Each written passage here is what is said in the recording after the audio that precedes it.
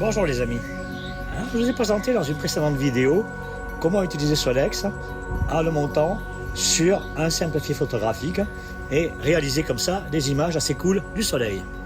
La principale difficulté avec ce système, c'est de pointer le soleil. On n'a pas de monture équatoriale, donc il faut agir sur le pied, les mouvements fins, etc.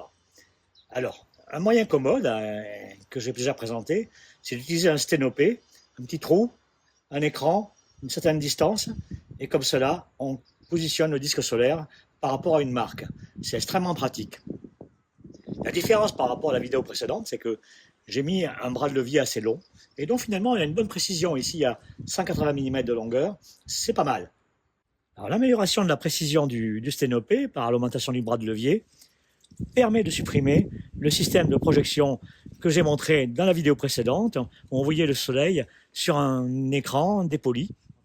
Alors, l'avantage, c'est que le tirage optique a diminué ici, et du coup, je peux utiliser le chercheur, ici, un Skywatcher de 180 mm de focale et de 50 mm de diamètre, sans avoir à scier le tube, bon, qui était une opération un peu violente dans la vidéo, je vais bien l'admettre.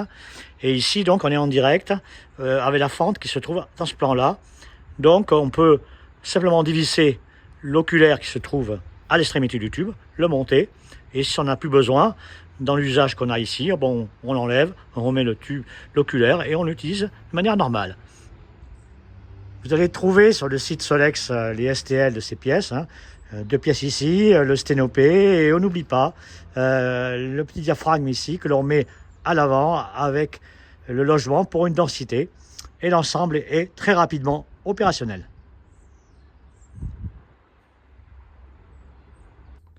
Eh bien pour le montage, c'est simple, il suffit de quelques minutes et quelques vis et c'est fini. Sachez qu'il existe un autre type de chercheur fort similaire, mais de marque Kepler. En fait, la mécanique qui a été conçue ici est complètement compatible avec le modèle Skywatcher et ce modèle Kepler. Alors, rien n'empêche de mettre un télescope de focale bien plus courte encore et plus compact. Ici, un chercheur Alt Sky de 120 mm de focale. Et voilà, on glisse, on monte. Là, c'est l'interface standard de Solex. Il n'y a même pas de pièces à imprimer. On n'oublie pas, quand même, ici, le petit sténopé. Et n'hésitez pas à aller chercher sur ma chaîne YouTube une vidéo qui est une mise en route rapide de Solex avec ce chercheur, justement. Vous allez trouver plein d'astuces, tout est expliqué sur l'utilisation. La seule différence, c'est qu'ici, on exploite Solex sur un pied photographique. Un mot sur la performance.